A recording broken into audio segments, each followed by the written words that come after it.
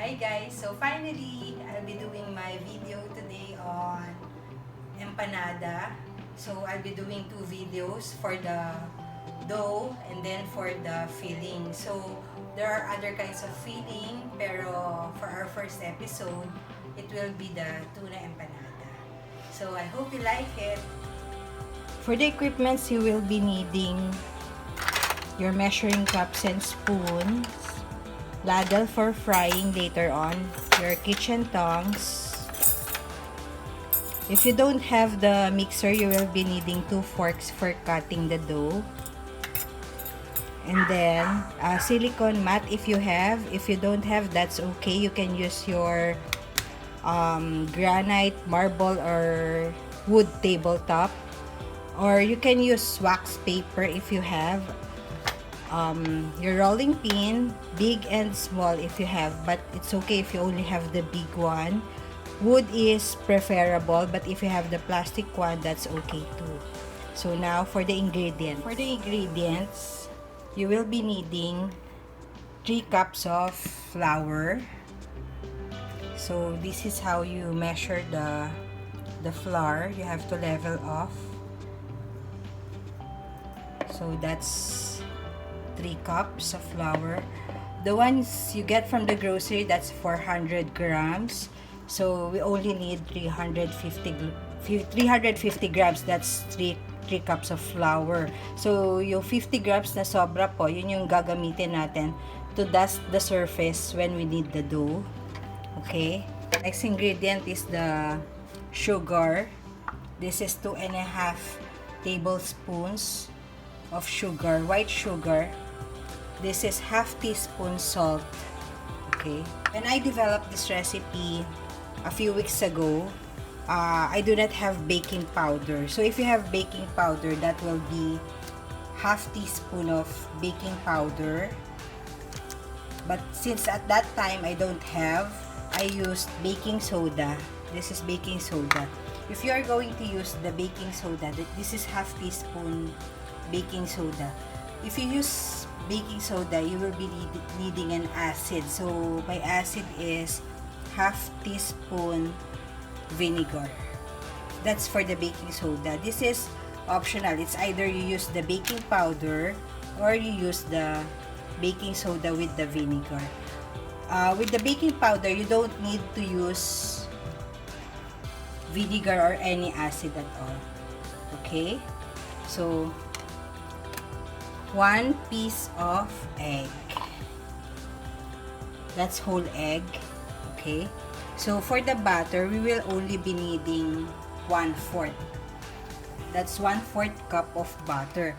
I have here the whole butter just to show you na ang isa pong buong butter, that's 1 cup of butter. So if we will be needing 1/4, that's 1/4 of this 1 cup of butter.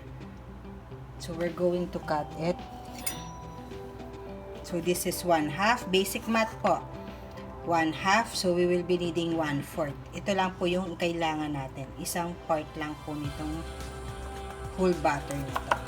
Then we will be needing 1 cup of cold water.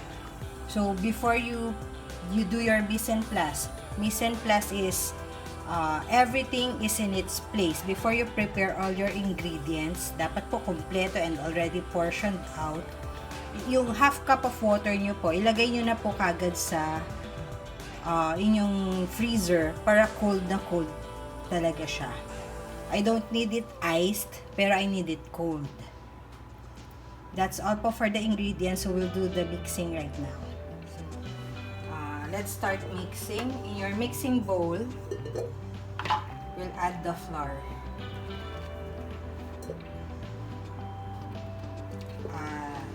Dry ingredients first before the wet ingredients.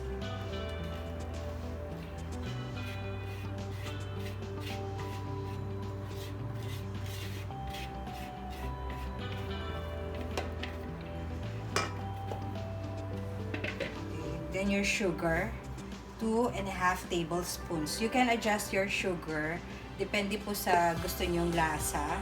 Or if you do sweet filling, like chocolate. So definitely you have to lessen the sugar. Pero kung yung ang gagawin nyo pong filling is savory, that's the chicken, the tuna, the pork. So we have to put a little bit of sugar do sa dough natin. So this is 2.5 tablespoons. So the sugar is adjustable, depende po sa inyong paglasa. This is the half teaspoon salt. And as I've said earlier, when I developed this recipe, wala po akong baking powder, so I used baking soda. This is half teaspoon with the vinegar. Pero if ever po you have the baking powder, you can use that as I've said and explained earlier. So that's the baking soda and then the vinegar. So for the wet ingredients, you have the whole egg, the cold water, we will be putting it last and gradually po. Ibig sabihin, konti-konti lang para hindi agad magbuo yung ating mixture. So, yung butter po, it's already been cut. Actually cube cube. The term is the butter has been cubed already. Cut is the process of yung pagsama po ng butter sa ating flour. Options po, kung wala kayong butter, you can use lard. Original recipes for empanada yung panahon po ng ating mga grandparents, and use lard, that's animal fat, or you can use vegetable shortening. Wala na pong masyadong gumagamit ng lard because of for health reasons. It's not very healthy kasi yung cholesterol content po. So yung vegetable shortening is the next best option. Margarine you can use too, but I'm opting to use butter. Same amount din po. That's 1/4 cup. So we will be attaching our dough hook. For the handheld mixers po, they have a dough hook pero medyo mahihirapan po kayong hahawak. Better if you have the stand mixer. Pero you can still do it by hand. So para mas mabilis lang, we will be using the mixer. But if you will be doing it by hand, you will be just be needing 2 forks. Yung ginamit ko pong term kanina is to cut the butter into the dough. Meaning, you do this para pumasok po yung butter sa flour mixture natin.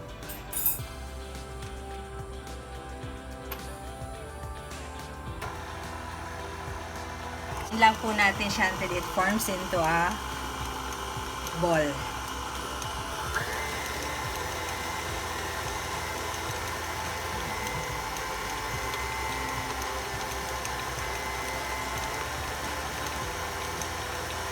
Gradually, we will be adding water.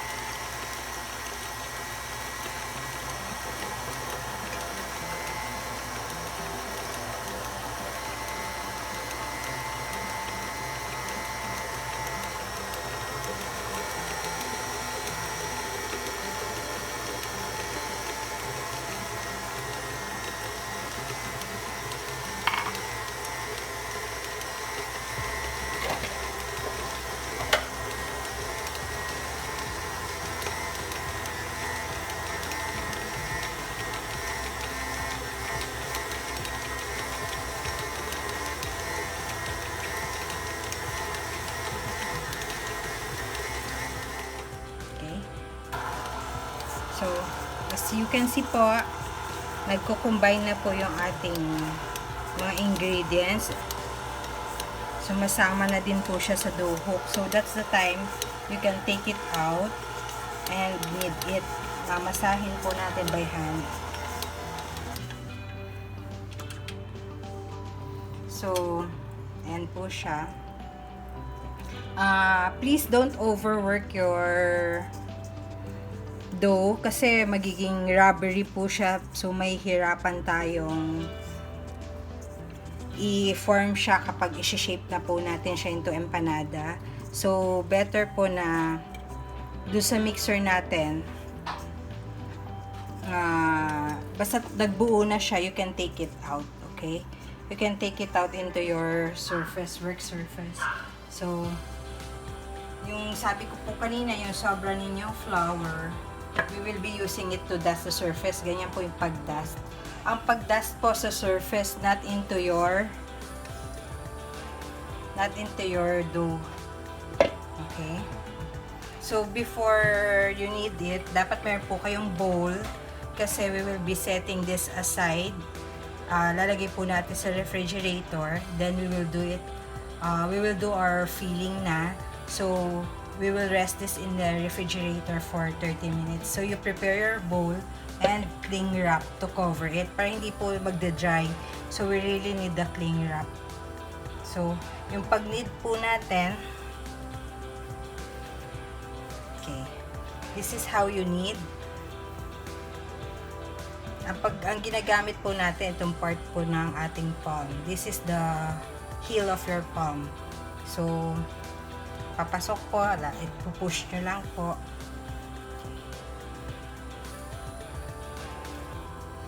Kung medyo madikit, dust lang po yung surface. Ang surface po, ulitin ko, ang dinadust po, hindi po yung inyong dough. So, this recipe, actually I have a better recipe which is the empanadang kaliskis. Pero medyo mahirap po yun at matrabaho. So, actually, kaya ko po ginawa yun before. Na-challenge lang ako because it's a very traditional recipe. So, when it was mentioned to me na it's a dying art. Kasi sobrang hirap po talaga. So, nung recipe na yon. So, yun po yung ginagawa ko talaga before. Kaso, nung nagkaroon nga tayo ng quarantine, and I have to do this recipe for my dad, kasi kailangan ko po i-feed ang aking parents para hindi sila lumabas na. Otherwise, they will go out to do their grocery shopping and marketing. Kaya, I opted to do their food deliveries para hindi na talaga sila lalabas. Para makukulong ko sila sa kanilang mga bahay. So, malapit na po. Konting kinis na lang. This is a very, ang tawag ko dito is, this is a very forgiving dough. Forgiving kasi, bagay siya for beginners. So, kung bawa nagkamali kayo, napunit yung dough ninyo, madali lang po siyang iretoke. Kapag kulang yung portion ninyo, pwede din po nyo siyang dagdagan, bawasan, gupitin. Kaya I call it a very forgiving dough. So, yan. Ganyan na siya kaganda ngayon. So, we will rest it. Cover ko lang po siya. Lalagay natin siya sa refrigerator for about 30 minutes. That's enough time for the filling to cook. Okay. So, we will be cutting this video for now. Lalagay ko po ito sa refrigerator. So, we'll be doing our next video. I'll prepare the ingredients. So, may mga options po tayo. Mamili na lang po kayo kung anong filling na gusto nyong gawin.